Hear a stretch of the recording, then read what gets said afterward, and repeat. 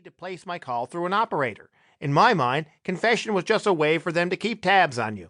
It was a sucker's game, and I was having none of it. We received a lot of special instruction in how to properly bare our souls. Sister Cecilia would come in and tell us why it was so important for young children to confess their sins. "Do you like to play games, children?" Yes, all hands agreed that children enjoyed games. "Do you like the hockey, children?" We did. I was beginning to see a pattern. There are rules in hockey.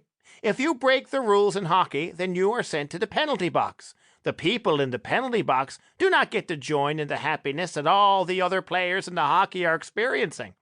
And because they have broken the rules, they are no longer liked, and nobody wants to play with them anymore.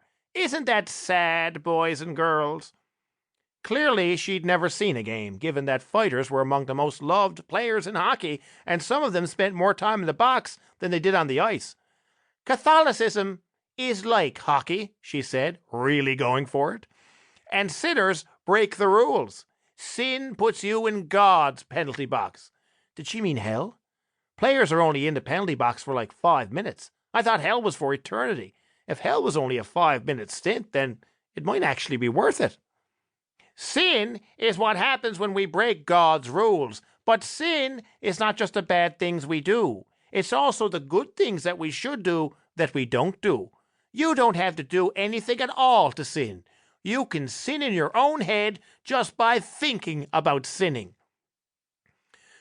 Don't think about boobs, don't think about boobs, don't think about boobs, I thought. Then I thought about boobs. "Sin happens," she continued, "when we choose to do what we want to do instead of what God wants us to do." So to recap, sin happens when we do something, when we fail to do something, or even if we just think about doing something. My body was a perpetual sin machine during my every living moment. I'd had no idea. Wait, was ignorance another sin? I hadn't known I'd been sinning this much. I'd come to school an innocent child. I would leave feeling like a Nazi. A few hands shot up. "What was the worst sin?" "Murder."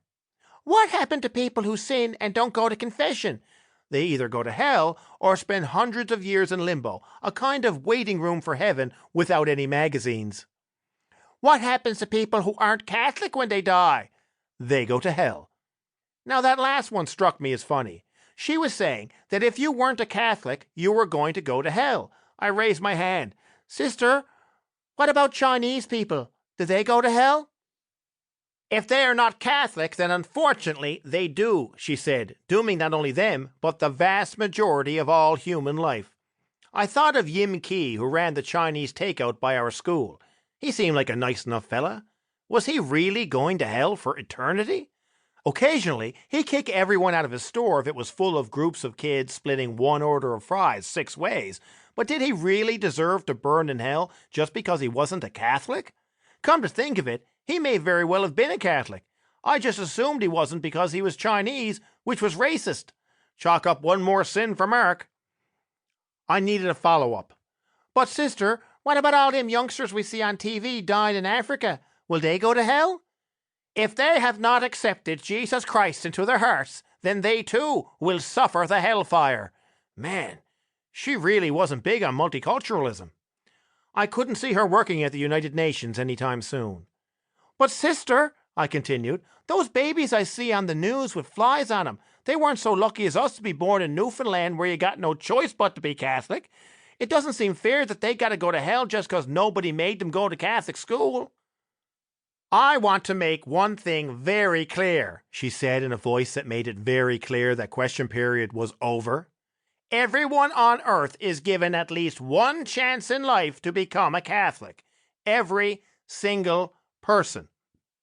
If they choose not to take that chance, then that is their own fault." That seemed like bullshit to me. We'd been seeing more and more images of starving children in Africa. Their distended bellies and skinny arms were a shocking sight for any child.